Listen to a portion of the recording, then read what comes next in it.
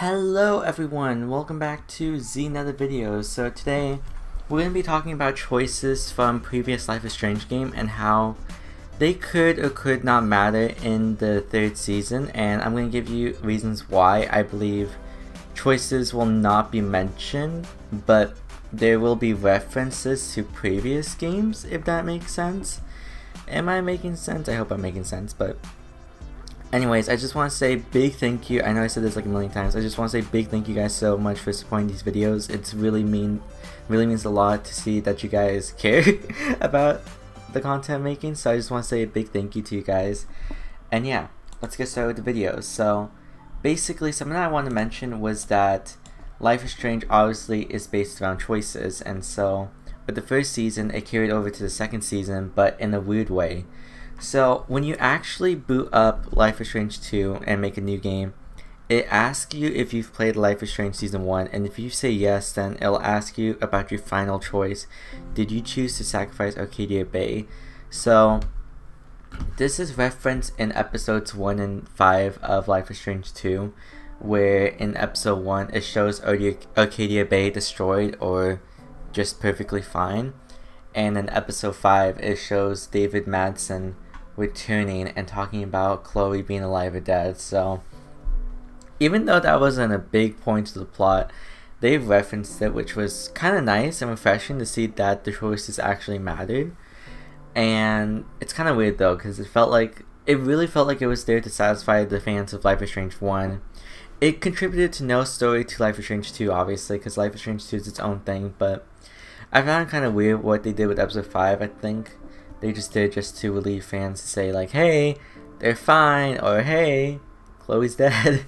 I think that's what they were trying to do. So with the third Life is Strange game, obviously there were like rumors about there being the Before the Storm characters like being in the third game, and I'll talk about that in a second. But for Life is Strange 3, they keep advertising it as a brand new Life is Strange game, so I don't think they'll bring back choices from the last game to the third game.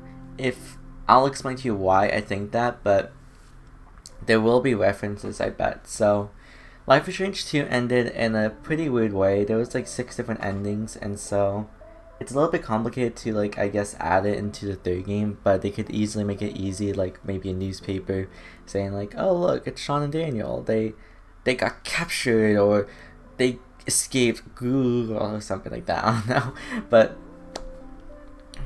I feel like with Life is Strange 2, since not a lot of people played it, I feel like they're kind of avoiding it to like mention or not like to bring back choices, because the way the choice systems work, like I showed you earlier in the video, they really asked you a question if you've played it or not, and you basically just chose the choice in the game. You didn't have to import any save files like a Zelda game, for example, a Mass Effect game, where you would import your save file or try to recreate your character, I guess, from a story selector, I guess is what it's called.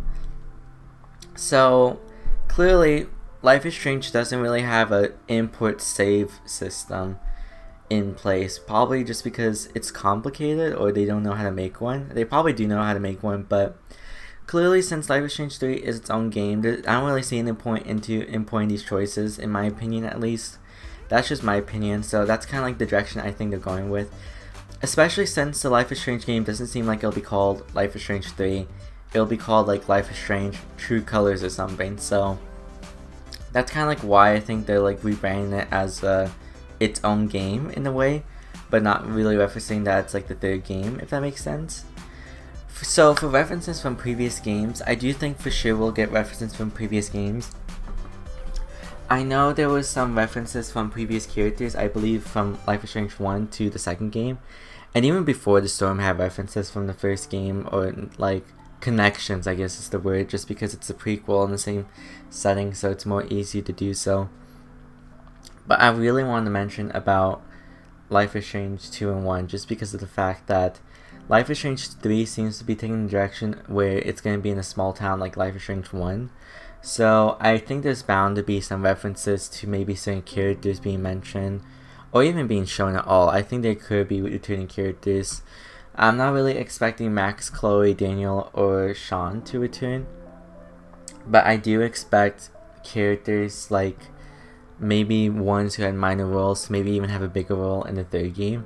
Because really, the whole Life is Strange franchise, what they should be doing is they should be obviously making a new story and like referencing some stuff that happened in the previous games, but I think they should be introducing the characters that didn't have a big role in the previous games. I know there was like Lila in Life is Strange 2. She was a fan favorite from what I've seen, and I liked her as well. I really think she should have had some type of more of a bigger role, but obviously it was kind of hard to implement that in a traveling game, especially since she's like in high school, so you can't really be traveling while being in school. Imagine that'd be, oh my gosh, that'd be funny. Just Lila being with like Sean Daniel, and then how would you explain her like skipping school and her parents not worrying? I don't know. That was just a funny thing I thought of. But obviously with Life is Strange 3, they could easily change some stuff. Maybe they'll be in college and Lila is a college student who just moved because she missed Sean so much that she had to move, something like that. I think there's definitely a lot of characters that deserve to be returned, but we have to wait and see. It's definitely going to be mostly a new cast, so that's pretty much that. The reason I'm mentioning this is because there's been rumors about like Steph returning. She's from Before the Storm, and I would love to see them. Like, I love the characters. It's just they didn't really have much screen time, so I obviously don't remember them that well, but they were likable characters. I remember liking them. I think I questioned, I think I questioned about Steph, or was it Stephanie? Oh, no, that's the same. Oh, never mind. I'm confusing myself.